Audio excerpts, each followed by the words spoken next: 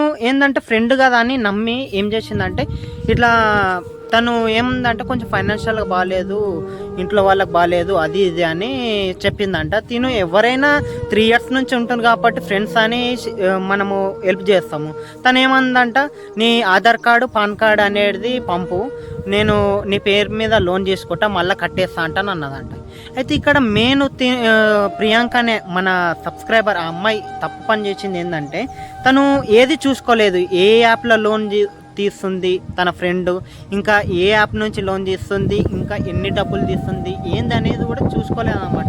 ఎట్లయినా ఫ్రెండే కాబట్టి తీసుకున్న లోను కడుతుంది కదా అన్నట్టు తీసుకుందంట. అయితే ఇక్కడ ఆ అమ్మాయి తన ఫ్రెండు ఈ ప్రియాంక పేరు మీద లోన్ తీసుకుంది కదా, మెయిన్ ఆమె ఏం చేసిందంటే లోన్ అనేది చైనా లోన్ యాప్స్లో తీసింది. సిబిల్ స్కోరు ఇవి అంటే జెన్యూన్ యాప్లో తీస్తే ఈమె జాబ్ చేస్తుంది కాబట్టి ఈమెనన్నా కట్టుకుంటుంటుంది. ఇక్కడ ఏమవుతుందంటే ఆ అమ్మాయి అనేది ఆల్రెడీ ఈ ఫ్రెండ్ మీద ఇంచుమించు 60 నుంచి 80,000 దాకా లోన్ తీసిందంట. ఒక 4 to 5 చైనా లోన్ యాప్స్లో 20,000 అట్లా తీసిందనమాట. అట్లా తీసినాక ఇక్కడ ఏమైందంటే మెయిన్ అక్కడ ఆ అమ్మాయి అనేది ఆఫీసు చేంజ్ చేసిందంట. తర్వాత ఎట్లయినా ఫస్ట్ 2 EMIs నమ్మిపించింది, లోన్ అనేది కట్టిందనమాట.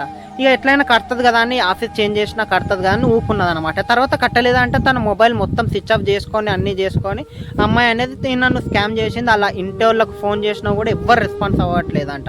సో అట్లా మోసం చేసింది. ఇక్కడ నేను చెప్పుకోవాల్సింది ఏంటంటే ఈ అమ్మాయి అనేది లోన్ కట్టినా కూడా వాళ్ళు ఆటో డెబిట్ అంటే అమౌంట్ అనేది మళ్ళీ పడుతుంది. ఎందుకంటే నువ్వు చైనా లోన్ యాప్స్ కాబట్టి ఒకసారి ఇట లోన్ కట్టిరనుకో మీరు మళ్ళీ కూడా లోన్ అనేది పడుతుంది అనమాట. సో నేను ఒక్కటి చెప్పేది ఏంటంటే